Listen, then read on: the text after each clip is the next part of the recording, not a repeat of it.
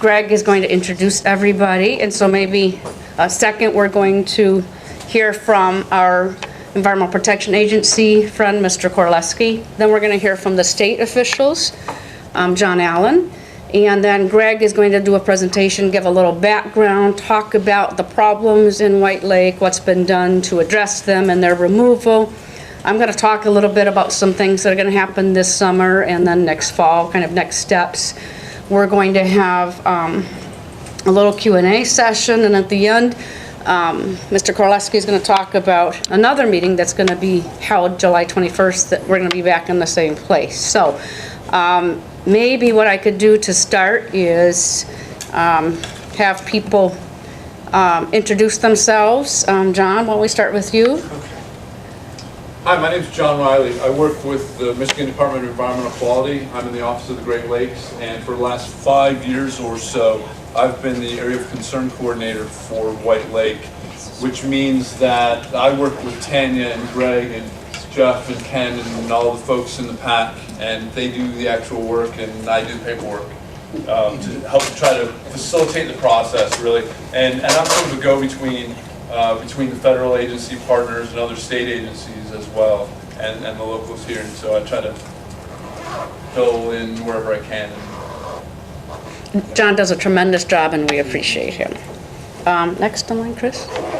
Hi, everybody. I'm Chris Korleski. I'm the Director of the Great Lakes National Program Office with US EPA in Region 5 in Chicago. It's delightful to be here. Thank you. And Chris will be talking just a little bit later. Let me see, who am I missing here? John Perricone. My name is John Perricone with US EPA, also in Glencoe. Chris is the manager of the office. Work with John and providing all that paperwork we're talking about, all that money we're talking about. I try to shepherd through here and help you guys out. Thank you. Okay, Matthew, would you like to introduce yourself? Sure. Good evening. My name is Matthew Child. I'm with the Windsor office of the International Joint Commission. And as some of you may know, the Area of Concern program is founded in an important agreement between Canada and the U.S., the Great Lakes Water Quality Agreement. That agreement specifies a small role for the IJC in areas of concern, which is to review and comment on delisting reports. And so given the subject matter of tonight's meeting, I'm here to listen and appreciate that opportunity. John Allen. Hi, John Allen, Director of the Office of the Great Lakes for Michigan. We do Great Lakes stuff, so here we are. Here we are, one of the beautiful spots of Michigan, making phenomenal progress. We'll talk about that in a little bit. So. Okay, Ken, why don't you introduce yourself quickly? Ken Roney, I'm Vice Chair of the White Lake Area of Concern. Okay, Jeff? It's Jeff Out, the Executive Director of the Muskegon Conservation District and past Chair of the Public Advisory Council. Tom? I'm Tom Berdinsky with DEQ Water Resources Division out of the Grand Rapids District Office. I'm kind of your field guy, and I help out where I can on the projects. And Rick? I'm Rick Overland with the Michigan Office of Great Lakes, and my group is in charge of the Area of Concern program for Michigan.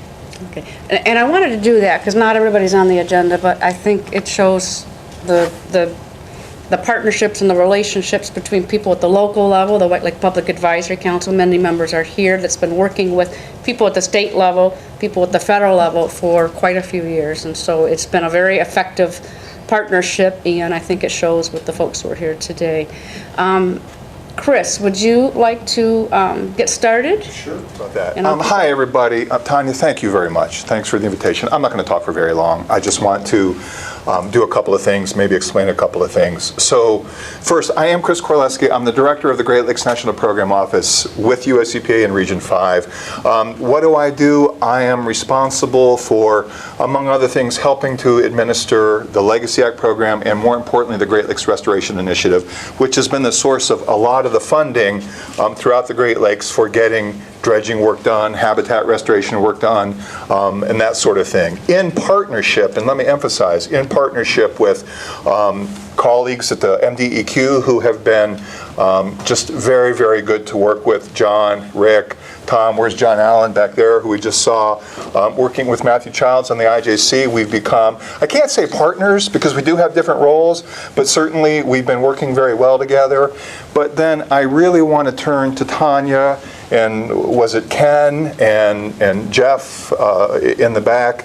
And I want every one of you, I want to thank you very, very much for the work that you've done over the years on the partnership or on the PAC to get to where we are today. You know, we live in cynical times. You know, you just have to read a newspaper to know that. And what I would suggest is if you look at the amount of cooperation and partnering and problem solving and disagreement solving that is part of a process like this, and everyone here has been a part of that process, and look where we are today. Let me point out that where we're sitting, White Lake is one of 2 Michigan areas of concern that is getting, we hope, we have a comment process to go through, so I don't want to predict the outcome until the comment process is over, and everybody understands that. But if things go well, if they go as we hope they go, this is one of 2 AOCs in Michigan which is getting very, very close to being delisted. You're almost neck and neck with Deer Lake. And that's huge. Let me just point out something that I think puts this in perspective. The agreement that Mr. Childs was talking about is the Great Lakes Water Quality Agreement with Canada, that the United States has with Canada. That's what sets up the framework for things like AOCs and LAMPs and getting all this work done. That agreement has been around in one form or another since 1972. The whole concept of an AOC derives from the mid-'80s, and most of the AOCs were identified somewhere between 1985 and 1990. Well, since 1987, which was the last reiteration of that agreement before the 2012 version, you know how many US AOCs were cleaned up, were delisted? 1 in 25 years. That's less than impressive. I think everybody would agree. Starting in 2010, because in large part, or certainly a significant part, the Great Lakes Restoration Initiative, Congress decided to allocate a significant amount of money for cleanup that didn't exist before. And we have it now. And it's been hundreds of millions of dollars for the last couple years, which to say the least has put some gas in the tank for getting AOCs cleaned up. And the fact that we're here celebrating 2 delistings, first of which is the one that you folks have worked on. Let me also point out that our goal at EPA is by 2016, the end of 2016, we would like to have about half of the American AOCs, I can't say delisted, but we want to have the work done, the dredging, et cetera, at about half of those. So you are the leaders, you're the starters, you are on the front page of this new chapter in AOC cleanup, and again, it's huge. This is a huge accomplishment. It's been a huge responsibility for you folks. Again, I can't thank the PAC people enough and our colleagues at Michigan, the folks who work for me. This is a big day. Now, I'm just going to explain one other quick thing, and then I'm going to sit down, because there are other people that have more important things to say than I do. So I think a lot of people are wondering, so okay, who's this guy? He's talking about this water quality agreement, and wait, we're going to be back here in July? Well, why are we doing that? As Matthew Childs pointed out, again, the Great Lakes Water Quality Agreement, which is sort of the Bible for telling us how we get these AOCs cleaned up and how we work with Canada and so forth, it requires, and this is new, the new agreement really goes out of its way to say actions that the parties, like the United States, take under that agreement have to be subject to review and comment by the public. And it emphasizes that much more than the earlier agreement did. So the reason that we want to come back in July is to make sure that people have had a chance to read the final delisting report, that they've had a chance to think through it, so that if there are any issues, concerns that we haven't thought about, that we've missed. Now, let's be honest, we like to think that we've thought about them. You folks have been thinking about this for a really long time. People in this room have been thinking about this for many, many years, decades in some cases. So I like to think that, by golly, we did a pretty good job. And by we, I mean you and the state, who've taken the lead on planning what has to be done here, with certainly some help from us. But we had to give people a chance to comment on that. That's why we're going to come back. The agreement requires it. We want to make sure we do things right under that agreement. So if you're wondering what that's about, that's what that's about. I don't want to take any more of your time except to say, again, thank you. Thanks to the PAC. Thanks to everyone. And again, folks, this is huge because things are working and things are getting cleaned up. And that's an enormous achievement. So thank you. Donnie Allen from the Office of the Great Lakes of the Department of Environmental Quality is next up to speak. Oh, I actually had the order wrong. That's all right. Sorry about that. Hi. I love to be back. Last time I was here a couple of months ago, it was a little bit of white stuff on the ground, a little bit of hard stuff in the lake, and here we are. This is, I think, nature's way of saying I'm sorry for like February. So here we are again on a beautiful evening and really working through a process, and this is a long process. Chris talked a little bit about that, and I'm sure we'll talk a little bit more. Really on behalf of the governor and on behalf of the cabinet and on behalf of the quality of life agencies of which the DEQ and Office of the Great Lakes are part of. We're thrilled to be here. We're thrilled to be part of this process. Our staff and others have been so diligent in working with the community.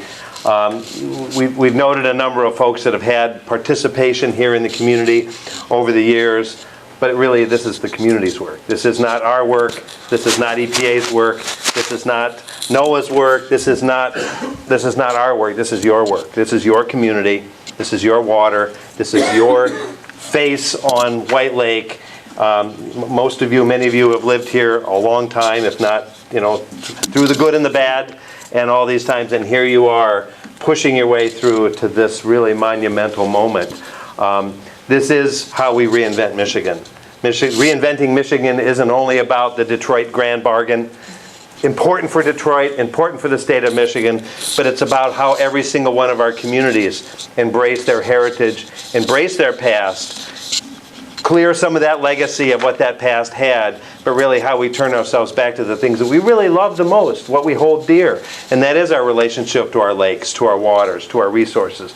Whether it's a trail, whether it's a park, whether it's a new marina, whether it's a dock, whether it's just a view. And whether it's in our hearts knowing that that water is healthier and the beaches are healthier and cleaner. This is what we do, and this is how we really put Michigan back together piece by piece, community after community. I've had the great joy of being around Michigan over the last months, years really, and watching Bay City inaugurate a new trail for decades. That community didn't have access to its river because of its industrial past. 30 years of property sitting idle. Last couple of months ago, or a couple of weeks ago alone, they put another 1.5 miles down the river that they're reestablishing their relationship with their waterway in that way. We were down in Macomb and how Macomb is looking to Lake St. Clair and reinventing itself. These are not all areas of concern, but these are all areas that had concerns, and that every community around Michigan is really turning itself back and reasserting itself on the resources that it sees as so vital and how it really establishes that relationship. People come from that. It sets a new place, it sets a new expectation. Hopefully it will set another future for White Lake as we turn that corner. A number of folks have mentioned, Jeff and Greg and Tanya. I mean, you've done a spectacular job here. The folks at Grand Valley State have really done a nice job in working with sort of the science group and the technical pieces, making sure that all that had been well attended to and it reflects your will. It's not about whether the science is science, but does the science support what you want the lake to be at this stage of the game as we really reach that transition. Tom has been the face of the DEQ in the community and has really been a friend of the community and part of that. And I hope you're sensing that the Department of Environmental Quality, for whatever you have thought of it in the past, is a different organization than it has been. And we're really here to provide that partnership. And I think Tom is a good example of that passion and desire to really work with you, not against you, not in any other way, but really with you as a community, as part of this community. And I think you're to be commended for that, and really an important piece of that. And I also do want to recognize our folks, both Rick and John, who have really done a lot of work here, but really reflecting your will. This is about the community and how you see your relationship back with White Lake, literally with the lake and the community. This isn't a partisan issue. Reinvention Michigan isn't a political thing. It's not a partisan thing. It's about what progress and what our hopes and desires look like as we move ahead. This is really the part of Michigan that we get to do. And I think that's so critical as we look on forward, what hope, what desire looks like, what identity, what affinity looks like. This is why we're here, and this is why we love Michigan. How many of you love the Great Lakes? We all love it's so much of who we are. This is how we express that relationship back to the things that we really do love and the way we do see our identity. Whether we've had cottages here, or homes here, or families here, or businesses here, or whether we only visit for a couple of days. This is critical and this is important to us. And this is the way we see from the state of Michigan, and hopefully you do too, what we see as progress. I think it's a testament to your work, to your determination. We were talking earlier that you were here at the listing, right? And now you're here at the delisting. And I think that's a phenomenal testament to the amount of tenacity, patience, a little bit, yeah, a little patience, and just determination. So with that, there's a little more of the process to come. We're certainly looking still for the input. This is the public meeting part of the input. We'll have more, obviously, this is a long process. There's a lot of pieces to this. But with that, I will say, let's keep pushing. We've only got, we'll get this one through the process, and then I think we're going to clone you all and take you on the road. And we got 12 others after this summer, after this one in Deer Lake. We only have 12 others to do. So how many of you want to come down to Rouge River and help us there? So let's show the world what progress looks like. This is what progress looks like. So with that, I will say thank you for inviting me back again. I love being here. Such a beautiful community. So thank you very much. Well, first off, my apologies for running late, and I think Tanya covered the basic introductions, but my thank you to all the Public Advisory Council members.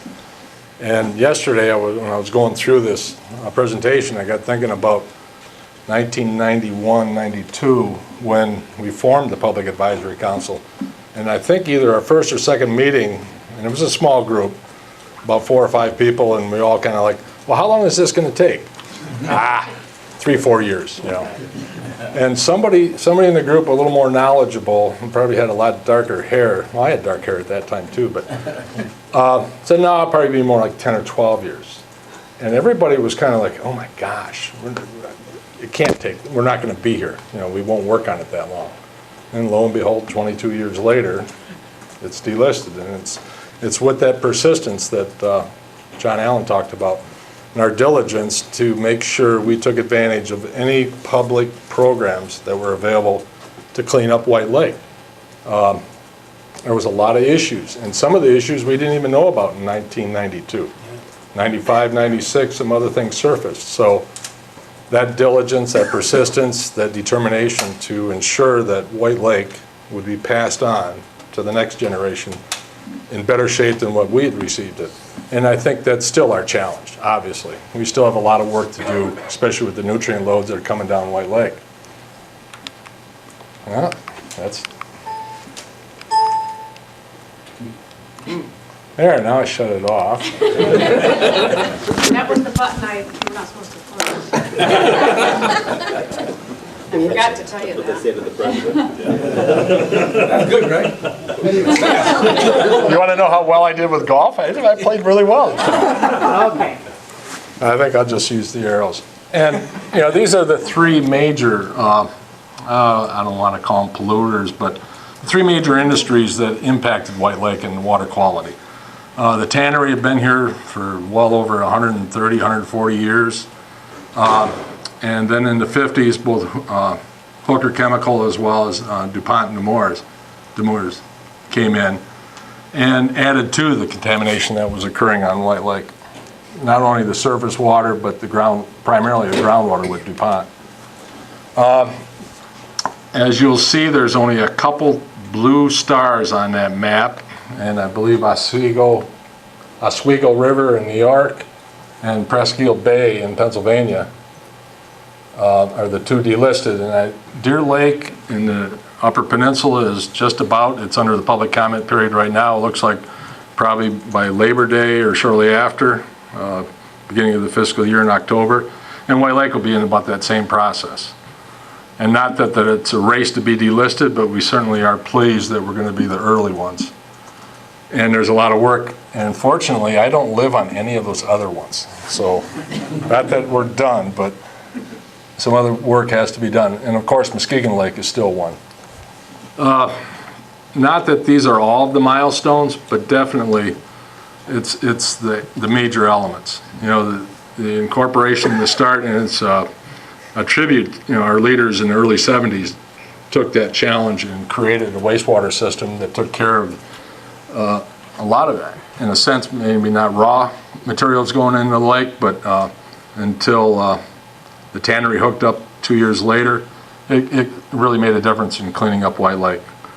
Of course, the Hooker chemical cleanup was early. The 87 remedial action plan really was a challenge, I know, for Jack Wycheck in regards to writing it, because there wasn't a lot of material out there about what, you know, the pollutants were and how bad they were in White Lake. Our PAC was formed in '92, and we did an update in '95 where we added in, I think, 3 other additional BUIs that we felt really needed to draw attention to. And numerous studies ever since then. Our hats off to Grand Valley State University, the U.S. Army Corps, and of course the state of Michigan, U.S. EPA, for funding those studies. Because without it, we would have never known the depth of pollution and the degradation that was occurring. One thing that's probably not up there is the development of our targets and criteria. Maybe that is there. No, that's It took a 2 to 3 year period, but it really got us to the point of, well, how clean is clean? Where are we going to be when we're done? And that was something very critical, and the Statewide Public Advisory Council, as well as the Office of the Great Lakes, took leadership in developing that.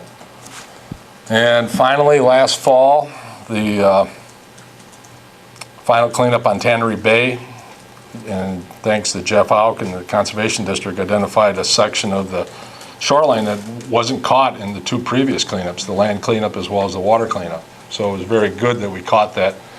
And it did, well, you'll see a picture of it here shortly. Removed quite a bit of, about 10,000 yards, I believe, of material, somewhere in that frame. And of course, throughout the last 3-4 years, we've been delisting the 8 beneficial use impairments that have impacted White Lake. Our hats off to our local partners, the county, and numerous county departments that we've worked with, as well as a number of state agencies and other nonprofit organizations actually throughout the Great Lakes. And of course, without question, the US EPA in regards to funding a lot of those studies as well as investigations. And the Corps of Engineers participated early on as well.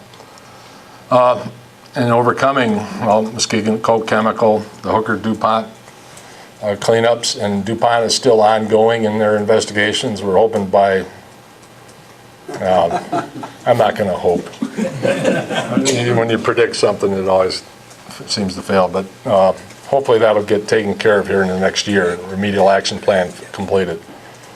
And of course, Grand Valley, in regards to not only the nutrient study that they did on the lake and the river, but numerous other things. A watershed plan for the whole watershed, which is gradually getting implemented, and it'll be the focus, especially of us folks here in White Lake, is to look upriver and really start working and helping those individuals throughout the watershed.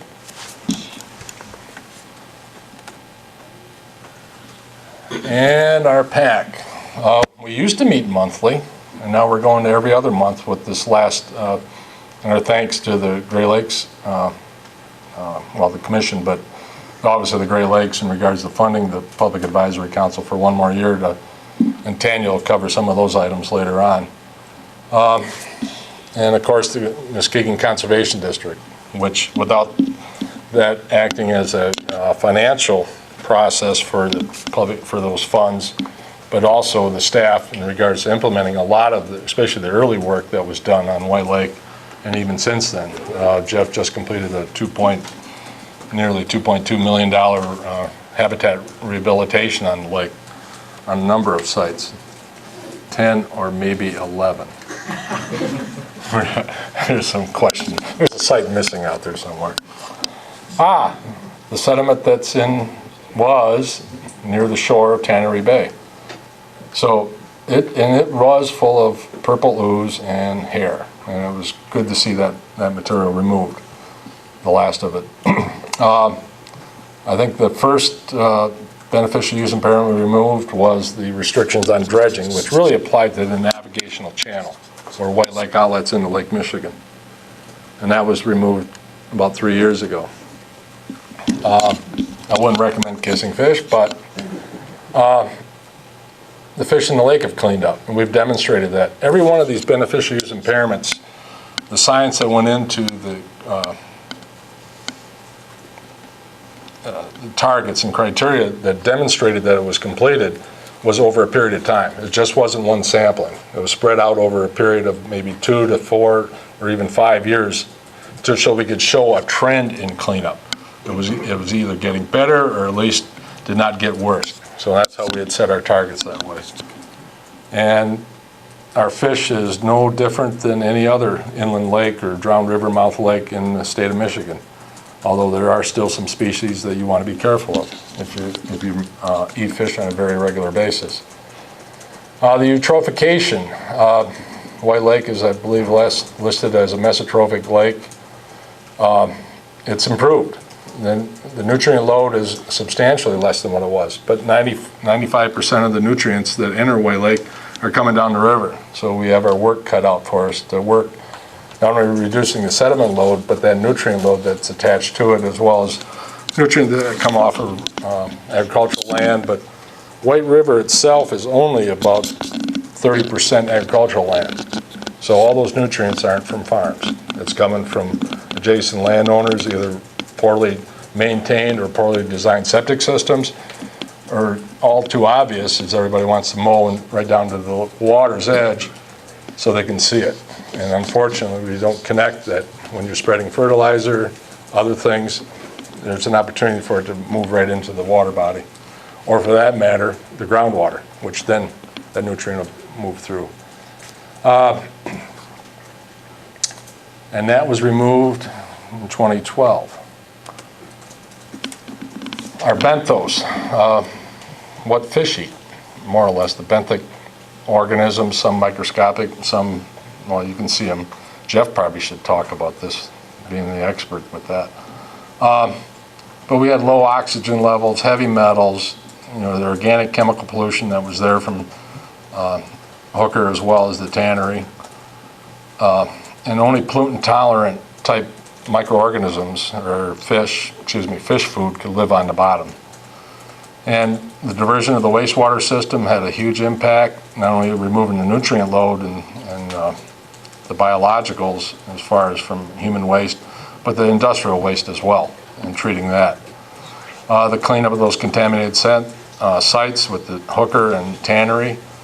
And as I mentioned, over a period of, I think, 3 years or 5 years, it showed a trend of improvement and qualified to be removed as a beneficial use impairment, which occurred again in 2012. We did a lot of work between 2011 and 2014. Scum on the lake, which, the tannery was a huge benefit to the White Lake community. There's no question of it. But how we treated that waste that came from that production or from that system is no doubt in question. And we just got to make sure we don't make those same mistakes, not only today, but future generations.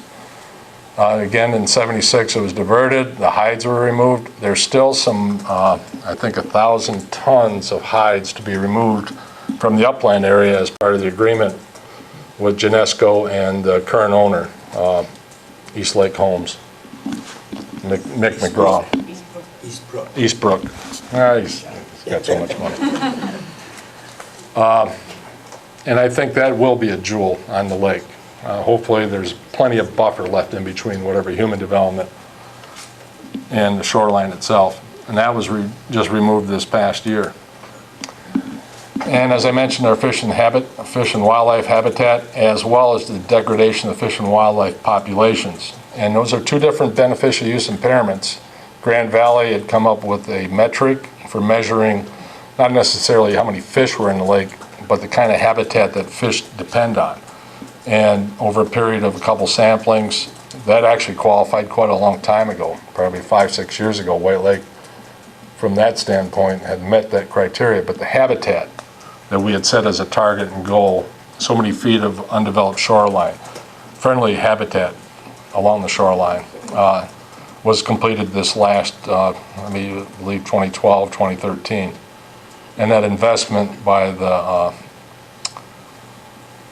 Great Lakes Restoration Initiative via the NOAA program. And that was removed this last spring. And I guess 10 public and private sites. I know there was 11 somewhere along the line. Drinking water was just removed. That was the last beneficial use impairment. Maybe not. Habitat was the last one. We set our standards higher, and it was contentious in regards to, it was well beyond what is recognized as a public drinking water supply, the criteria that the International Joint Commission and US EPA and Canadian government had set. But we wanted to make sure that there was about 8 or 9 sites that were under government programs, and some had sat idle for a number of years, and we wanted to make sure that those sites were being treated per the program that was providing oversight.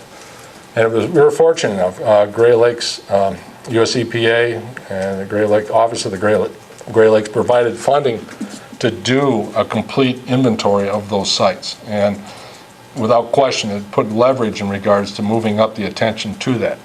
Now, DuPont is in the last site that's still being addressed. Actually, the wastewater system is, I think, nearing completion as well. And the city of Montague is installing a groundwater ordinance for the Anderson Road plume that came out of TechCast.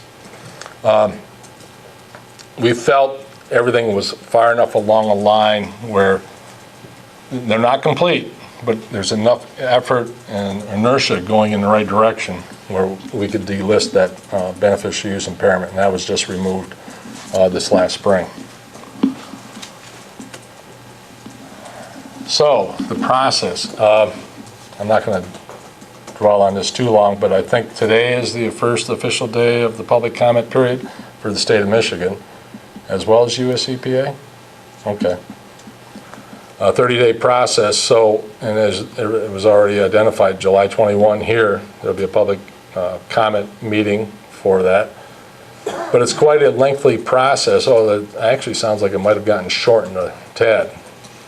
So everybody will be accepting, US EPA and the state will be accepting comments on that delisting document, and John's going to talk about that. But by all means, take the time. I believe it's about a 70 or 80 page document, but go through it.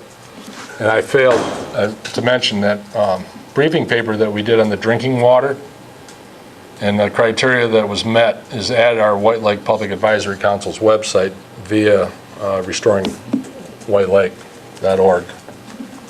So, time to celebrate, time to have fun and enjoy, I guess, the rewards of what we've done for 20-some plus years. And Tanya's going to go over that. Anyway, this is the cool part. You know, Greg mentioned, way back in '92 when we talked about how long. I don't even remember that discussion because I don't remember ever thinking about delisting. Well, Jack called me in '87 and asked me some questions about erosion issues.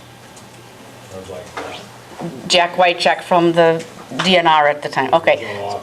Yeah, exactly. So, but anyway, I don't remember us even talking about it, even imagining it, And it's kind of interesting to look back and kind of wonder what was on your mind, but I think it was more, let's do this, then let's do this, then let's do this, So, I didn't imagine that myself that I would have grandchildren before we were delisting. I have 2, and hopefully not 3, so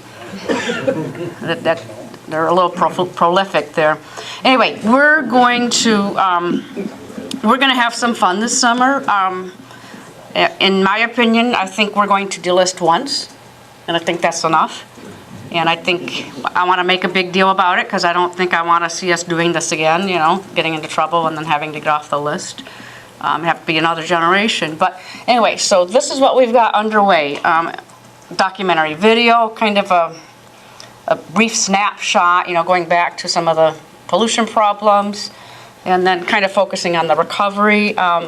want to make sure that people really know not only what happened from a pollution standpoint, but what happened to get it cleaned up. And it goes back to the days when there were folks like Wint Dahlstrom, Marion Dawson, Chuck Vanderlaan, who raised the alarm, and very important people. People from our community who got involved.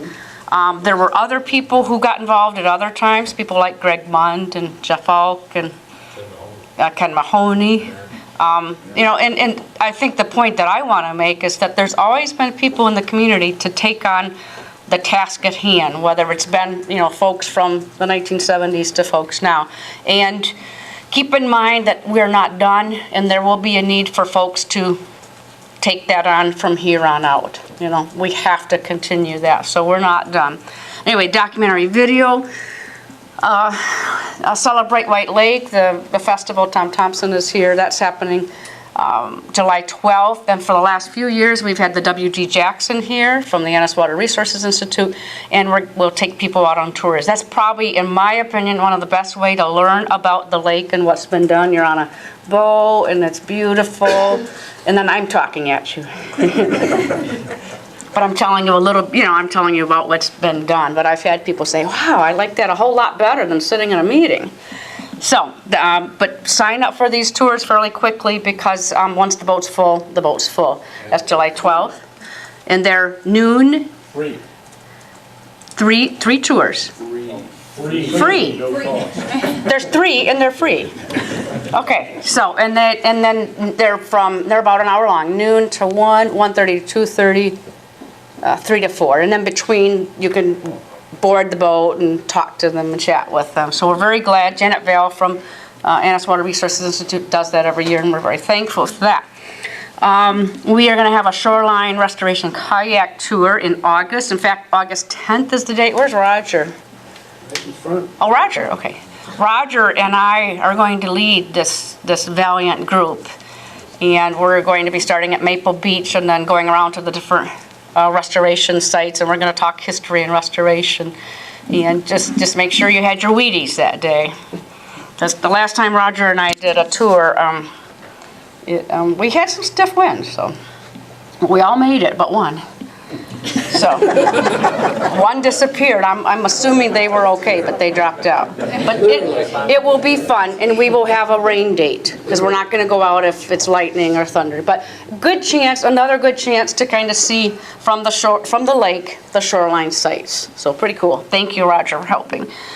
We're working on a photo contest with the Arts Council to kind of celebrate the beauty of White Lake. We're going to have an environmental film showing, and that will be in September. Still working on the date there. It'll be at the Howmet Playhouse. We're going to show the 1978 documentary done by, it was Grand Valley State College at that time, The Tragedy of White Lake, which is on the Restoring White Lake site. But it's a really fascinating video. If you want to see what the community looked like, you want to see what the concerns are, some of the activists that were involved, very important to watch this. Then we're going to show our documentary video. One will be The Tragedy of White Lake, and the other will be Comeback of White Lake the Beautiful. So we'll have an educational workshop probably early fall, and this is intended to make sure people in the area are aware of the programs that exist. The Area of Concern program was not a regulatory program. It was a special program to help boost the areas of concern, to a level consistent with other lakes that didn't have our history. But there are environmental programs out there that have helped with this process, that have been put into place, and that are there once we're off the list. So this would be an educational thing for folks who want to know, what's going to happen with the lake. What are the tools there that are available to us for continuing our protection of the lake. We'll have a final celebration, Friday, Saturday event in early October, and that's where we're hoping to, as much as possible, invite everyone we know that has participated. We've had folks from the state and federal agencies that have retired we want to grab a hold. We have people in our past we want to invite. We want to make sure that everybody is acknowledged because this has been a very successful partnership. And there have been many, many people through the years that have been involved, and the community should be very proud because, as much as we have relied on the state and federal agencies for the role that they are supposed to play, it has been a lot of members in this community that have continued that move forward to make sure that this happens, and we need to pat ourselves on the back a little bit. Let's see. I was thinking you might need to wake up. That's one of my fellow city council members with the, he's not here tonight. Well, I'm giving this presentation to different local governments and groups, and I gave it to the City of Whitehall Council last night. That's why he's not here. Yeah, and that's, yeah. Well, there are a lot of folks who can't get to these meetings, so I'm kind of getting it out to them. That's Ed Whalen, by the way. Anyway, just to make sure that we just don't close the doors, the PAC doesn't say, okay, we're done, because our money is going to run out in about a year, and many of us have been meeting for 22 years. We've got a planning process planned for beginning in fall and going through the winter, involving representatives from the PAC, local government, White Lake Association, White River Watershed Partnership, the Chamber. This will be facilitated by one of our Montague residents, Mike Mack, former Chief Operating Officer of Master Tag. He has a tremendous experience in organizational development, so he's going to be facilitating the meetings, helping us with the process. I'll be doing all the logistical stuff that I kind of do already, the meetings and the minutes, and making sure all the details are taken care of. And then the outcome will be a 3 to 5 year strategic plan. So hopefully we will have something in place for us to follow, and with a broader group of people. And so that's exciting, and we appreciate the fact that funding has been provided for this process. Let me see. Okay, so if you want to follow or participate with the events, we're certainly going to be getting things out to the Muskegon Chronicle and the White Lake Beacon, both of which have been, excellent at keeping this issue in the public eye. Check out the PAC website regularly. I'm going to show you where it is. We have an e-newsletter that goes out once a month. You can, it'll have events and things in it. There's a Facebook page. We don't have too many following us, but that's another way to find out what's going on. And I'm actually going to show you, I'm going to show you the website. Oh, I don't know how to do this. Where do I? Trying to figure out how to make it small. Well, maybe I'll just try that. Okay, anyway, we, You did it. oh, okay, good. This is a project with the library. It's a different project. It's one that I actually worked on with them to kind of, get our environmental history recorded. It's kind of a cool site where it's dormant for this time for the moment, but we're going to get back into it. It's got oral history interviews, information. And the library kindly let us put our White Lake PAC site at last button on the right. And the reason for that is when we are done, we needed a place to house it. And they agreed to that. Cost effective for us. But when we are done, this is all going to be history, so that's going to remain up there. And I'll show you what's there.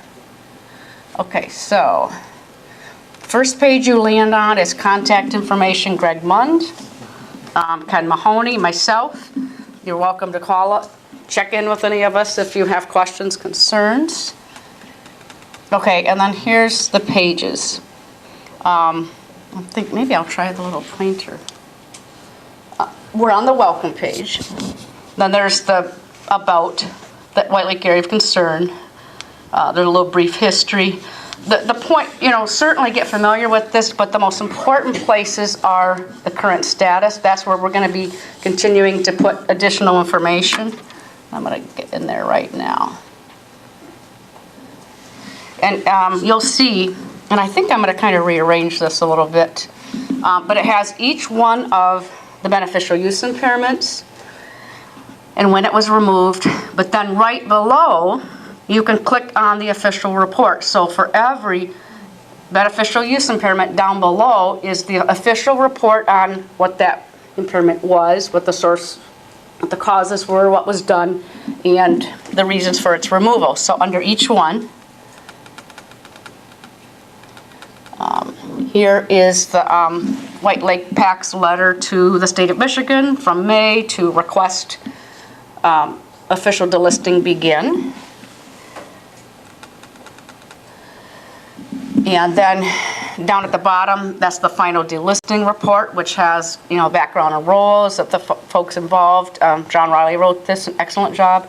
Review of the beneficial use impairments, post-delisting responsibilities monitoring, public involvement, recommendation to delist, references and appendices. So if you want to know why we are delisting, that's what you need to look at. That's the comprehensive document, and would certainly encourage you to circulate that around. That's very important for people to know what happened.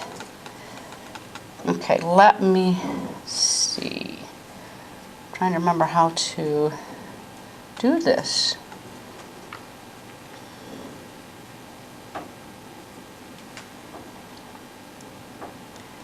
And then the other place is what happens after White Lake is delisted, that section. Those are probably the two most important sections. We're also going to have an acknowledgement page so that everyone, as we think about them that have been involved, we're going to have an acknowledgement page here as well as on the documentary video.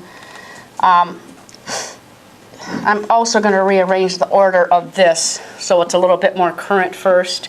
But you'll see the same information is down below, the delisting report, the letter from the PAC. And then above are, information relating to delisting and focus groups and surveys. So this is a fairly comprehensive site, and I would encourage you to take a look at it and watch for the events and whatever's going to happen. And I hope that you do participate in something that happens this year. It's a really big deal. I happened to work with some third graders this fall.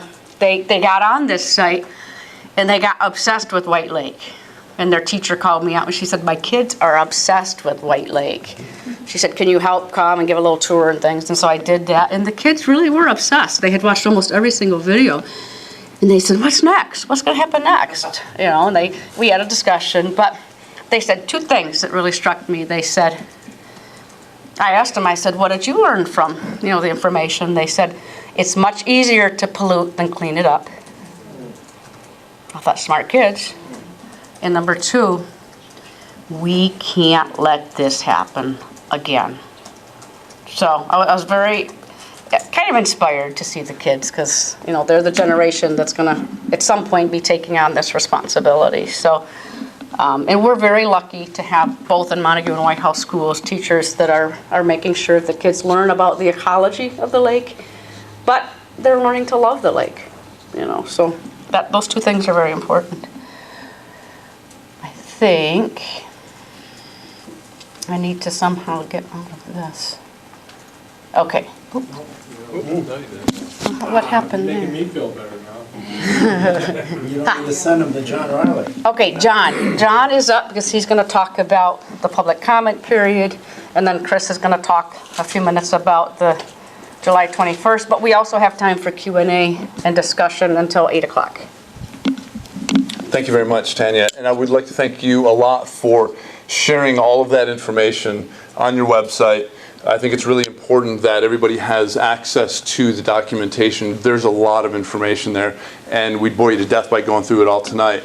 But so we're just kind of scratching the surface a little bit, and we want to be able to point you to where you can find more information if you want it. All the delisting documents, or all the BY removal documents, in addition to the final delisting report, and you can find that at michigan.gov/DEQ AOC program. If you just scroll down a little bit, there's a link to the delisting report under the heading Maps and Documents. So it's pretty easy to find. It's the same stuff as Tanya was just showing you on their website. The public comment period goes for 30 days. It starts today and extends through July 24th. We're very interested in any comments that you all have on the delisting itself, on the delisting report, on the process. We would really very much like to hear from you. I put a stack of my business cards out here. I'm the primary contact. I will be collecting all the comments on behalf of all the agencies. We're not doing a separate collection through EPA. The DEQ is coordinating that, so you can send all your comments to me. If you've got questions, you can give me a call. There's my phone number, and there's my email address right there. And I also brought a couple very few hard copies of the final delisting report in case there's anybody here that would like to look at it tonight or would like to take a copy with you if you do not have internet access, because we realize that not everybody does. And then the only other thing I wanted to say is I'm continually very impressed by this community because of the number of people that turn out at these events. We've had public meetings, I think, for every single BUI removal. And we always get a room full of people here. And I think that that really speaks volumes about the level of interest and the dedication of this community. And the involvement of dedicated people like Greg and Tanya and Ken and Jeff, and the list goes on and on and on, and Tom as well. People that have been involved here for many years. And thanks for sticking with us all the way to the end. Chris, did you want to mention July 21, and then we'll have committee? Just very, very briefly. So I don't have any wise words. You've all lived through this. You, I think, understand exactly what's going on here. We'll say one thing. First, I'm going to use this pack as an example to others for two reasons. One, Tanya was talking about being at a time when she never thought about delisting because it would never happen. It's just too far in the future. And we definitely have other AOCs that are like that. So you're going to be a model of it can happen. Two, where you're really thinking ahead, and I guarantee you're sort of off the charts on this one, is your strategic plan for post-delisting. That's off the charts. So to tell people, you need to think about where you're going. Because as everyone has already said 5 or 6 times tonight, this is a beginning. It's not an end. So that's my wise words. I hesitate to make promises or guarantees because I don't like to make promises I can't keep. My motto is always overpromise and underdeliver, or maybe it's the other way. I can't remember. So you saw on the chart that Tanya was talking about having a celebration in October. Now, you also saw on one of the charts sort of what happens next. So we have the comment period. We cannot prejudge or predict what the comments will be. Like any comment period, those have to be read, considered carefully to see if they have any impact or require any changes. So that's what public comment processes are for. Everyone understands that. But let's assume for the moment that at the close of the public comment period, there really isn't anything that's unexpected or that catches anybody by surprise or anything like that. Well, what would happen then is, and it was on the chart, we then have to get, if you will, a few sign-offs from people. We need to know what the IJ thinks, the International Joint Commission thinks about this. Then, assuming that everybody's good, we then go to the Department of State. They have to reach out to their equivalent in Canada, again, because this is part of an international agreement. So they have to do that, and then ultimately, sort of the last thing that happens is we get an indication back, and Michigan will get an indication back that, you know what, the Department of State concurs with delisting, and that is the end of the official delisting process. What I am going to promise to you is that, again, unless anything weird comes up or unexpected or unanticipated comes up in the comment process, I am going to do everything I possibly can to try to get us through that entire process by the time of Tanya's proposed October celebration. Because it would be really nice to actually be able to celebrate and have everything done. So I pledge to you I will do my best to make that happen. That will probably mean making phone calls, annoying people, doing the things you do to get things done.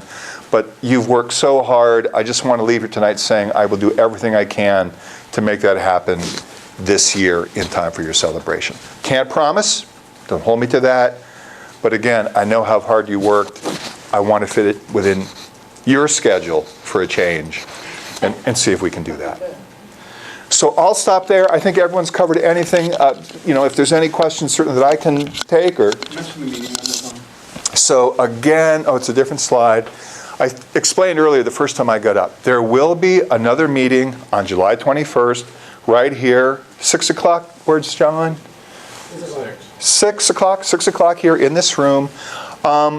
Again, the purpose of that meeting, there will be, again, a brief explanation of what happened, but the real purpose for the meeting is to hear people express their comments, their opinions. Yes, we love it. We've worked on this for 20 years. I have a concern. I have a question. I don't understand. The point is, and this is an overused word sometimes, but we're trying to be as transparent as we can.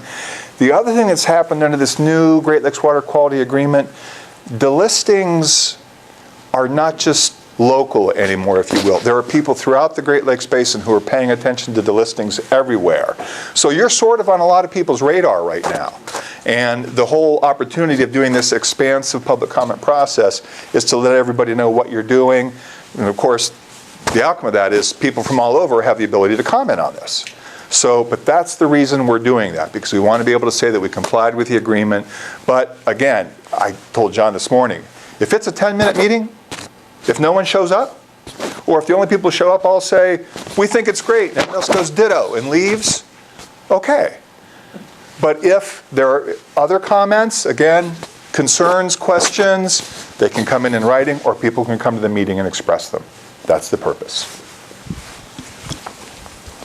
Greg's going to handle Q&A. I wanted to mention, too, that we, especially in the last 4 or 5 years, we've had our meetings here. And if you see the library director, let her know how much you appreciate the fact that we get this facility and all of the use of these tools and things like that. And they've just been very supportive of what we do. Yeah. We appreciate it. Very much so. Although we used to meet in your classroom, too. Well, they met at the school. Yeah. You never know how small those desks are. I don't remember sitting in them. Questions and comments? Norm. If I could make comment, Norm Ullman, Wint Dahlstrom, I don't know if he thought there was some hope for me or he was trying to poison me, but used to snag me in my youth, drag me into his office, and some of you probably know Wint was famous for his mason jars that he had pulled samples out of what was going into White Lake from the tannery. And he'd take the jar, the lid off, and give you a whiff of it. And then he would show me, and for the people with the state, the feds, this is the way it was. He would show me their inspection, A rating. All the people got A ratings. And I had people that worked at Hooker, DuPont, the tannery told me, we always knew when the inspectors were coming. Because the supervisor would come through and say, clean this up, clean that up, clean this up. And I really have good faith in you folks. You've done a great job for us. But in the past, there were bad things happening.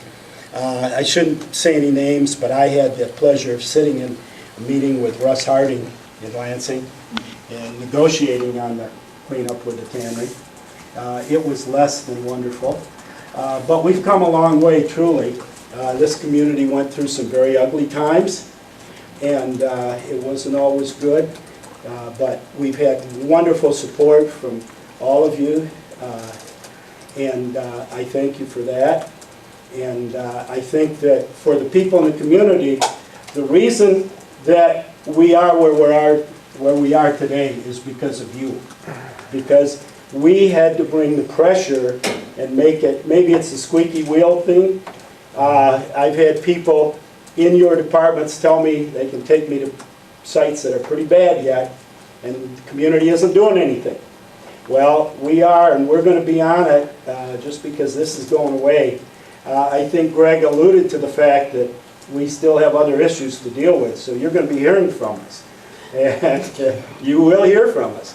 One other thing, and this is a positive. Greg mentioned the wastewater system. Well, folks, it's wonderful because all of the waste collected in the municipal wastes, Jeff is laughing over there, goes out of the White River watershed. It goes to the Muskegon wastewater treatment system out on Apple Avenue. So not only do we have a world-class system, it's not in our watershed. And that is wonderful. That is a positive. So. Thanks, Norm. Any other comments or questions? I know you got the next 30 days to review that document. As John said, I think those are the copies there, John. There's 5 or 6 there. So if you don't want to kill your printer, grab one. But by all means, please review it. And anything, especially if we've missed something, now's the time, the opportunity to take care of it. We want to make sure that we've done our homework. And I think we have, and I think we're successful with it. And it's now the official process in regards to taking that next steps. Okay, can you tell, people can call us if they have questions. Really?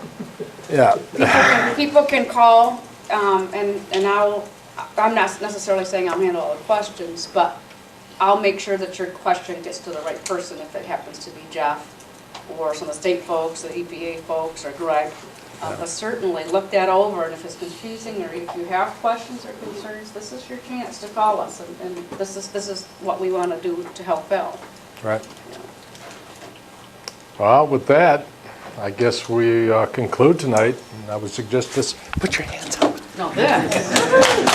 Celebrate.